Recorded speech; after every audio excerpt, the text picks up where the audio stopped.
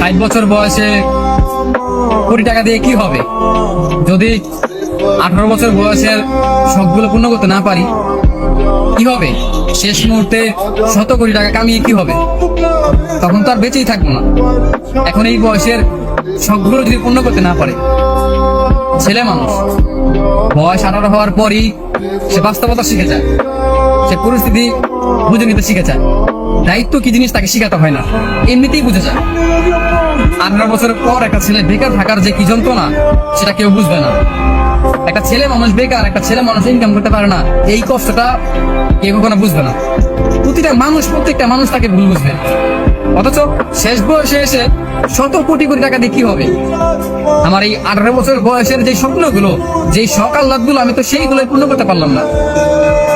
জীবন তো 18 বছরে এসেই থেমে গেছে। মনে হয় না যে সামনে ভালো কিছু হবে, তারপর নতুন করে স্বপ্ন দেখি যে জীবনে ভালো কিছু করব। অথচ 18 বছরটা পার হতেই এখন মনে হচ্ছে যে জীবনটা এখানে থেমে গেলে ভালো হয়। আর সহ্য হয় না, এত কষ্ট, এত যন্ত্রণা, এত চোখের সামনে বারবার ভেঙে পড়া, এগুলো সহ্য হয় না। একটা ছেলে জানে, বিশ্বাস করেন ভাই, একটা ছেলে জানে যে কষ্টগুলো মানুষ দেখে।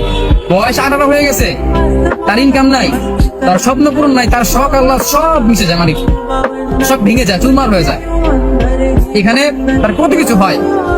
আর একটা 18 বছর পর একটা ছেলে মানুষ, বিশেষ করে তার সবচেয়ে শখের যে জিনিসটা হয় সেটা কি জানেন ভাই? সেটা হচ্ছে একটা মেয়ে মানুষ। হ্যাঁ, টাকা পয়সা হিসেবে পরে আসে, কিন্তু একটা মেয়ে মানুষের প্রেমে সে পড়ে। একটা ছেলের বয়স যখন 18 বছর পার হয় না, তখন সে একটা মেয়ের প্রেমে পড়ে।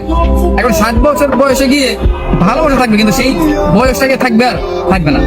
60 বছর পরে গিয়ে যদি আমি 100 কোটি টাকা পাই বা শখের মানুষকে পাই, তখন কি লাভ হবে? বাঁচবি বা কয়দিন? মানুষ বাঁচি বা কয়দিন? কেন যে জিনিসটা চায় সেই জিনিসটা পায় না, মানে কেন?